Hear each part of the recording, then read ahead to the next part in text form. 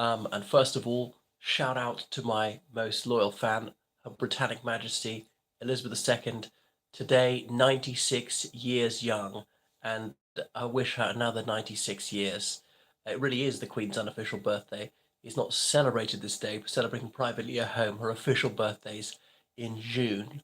It was usually the third Saturday of June, close to Queen Victoria's birthday. But anyway, and so, what an inapposite day for Prince Harry to make some highly unhelpful and divisive remarks, as though he wishes to set the family in deadly hate against him. So he gave an interview on the Today Show.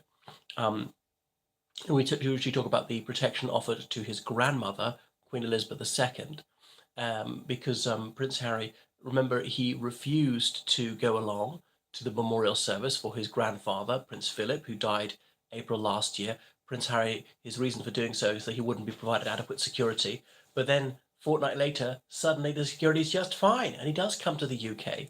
So visited his grandmother. So that's a lie. Of course, the security is completely adequate. Otherwise, he couldn't be able to visit his grandmother. And he was willing to go to the Netherlands without such security.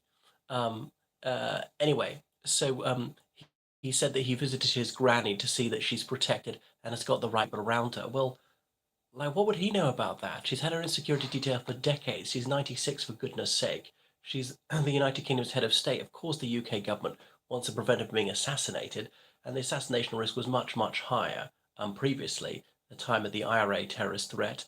But the Queen was not particularly cautious. Used, I don't know if she's wearing a bulletproof vest, but was riding in public. People could easily take a crack at her. You know, she wasn't wearing a helmet, I don't think. Could easily have shot her in the head or something. But bombs could have killed her. But no, she wasn't going to be excessively circumspect and keep herself back from the public. So that was gallant of her, perhaps foolhardy of her. And indeed, a man demonstrated just how easy it would have been to take her out. A man fired some blanks at her in the 1980s and was quickly apprehended by the crowd, and the Queen insisted on carrying on with her public duties. Anyway, so Prince Harry, he's always insulting those around the Queen. These infamous men in grey suits? Names. Who are they specifically? Saying that they're really bad. Yeah, exactly. He's the one who's doing a harm, who's dragging the family name through the mire, who's causing all these ructions, all this controversy, incessantly bad-mouthing the House of Windsor. He's just done so much harm to that family. He's poisonous, and of course his frightful wife.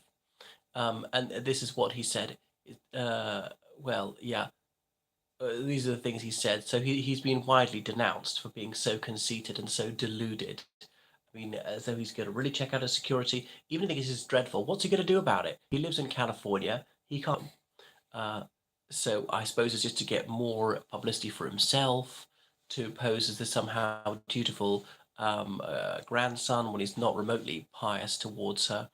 Um, and obviously it's very insulting to all the royal household, all the staff, the courtiers, her bodyguards, her physicians, and so forth. And he was giving this interview on NBC. Um, was he paid for it? I don't actually know. Um, and he's got this new thing coming up, this head of Invictus um, uh, title. So it's not gone down very well, Prince Harry's latest comments, of course, and it came out on the Queen's birthday, which is about the worst possible day it could have come out. So yet another a storm that Prince Harry has caused. So anyway, he's not widely appreciated for all the things that he's saying. What do you think? I mean, Prince Harry, should he just shut up? I think a long period of silence on his behalf would be widely appreciated. So, and the Queen is obviously very frail. She might be losing her mind, not wishing to be rude, but she is 96, and she's seen in public less and less often. She's had to delegate to her eldest son, Prince Charles, who's of course the first in line to the throne, and the other things. All these councils of state, the first five people who can down the line of succession, and they can discharge duties on behalf of the Queen if she's incapacitated, and she's maybe increasingly indisposed, scarcely able to walk, using a wheelchair in private. Um, shoehorned into the right discreet. Why would the Queen confide in Harry, who's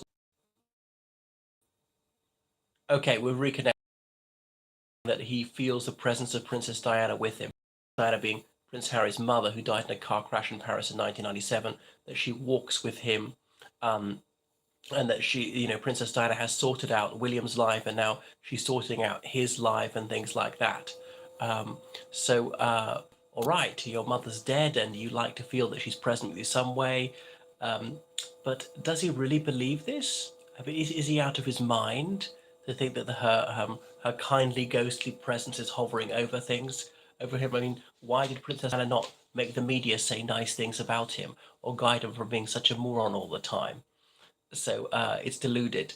I and he seems to have really gone crazy since he met that Meghan Markle, who's taken over his mind, and that's why he's spouting all this wokery and saying all this. Okay, he'd like more. He's a complete media Markle.